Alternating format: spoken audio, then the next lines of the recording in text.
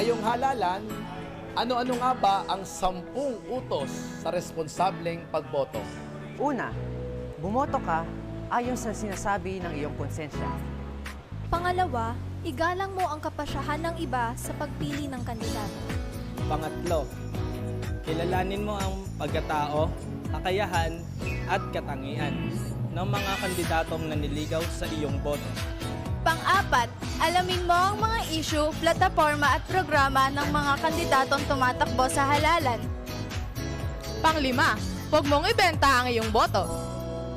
Pang-anim, huwag mong iboboto ang kandidatong gumagamit ng guns, goons at gold. Pang-pito, huwag mong iboboto ang isang kandidato na may record ng graft and corruption.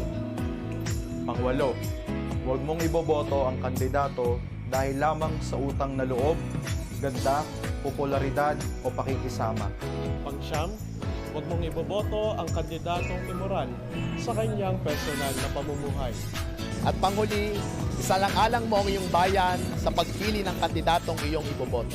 Ngayong barangay at sangguniang kabataan election, hangad natin ang malinis, maayos at mapayapang halalan.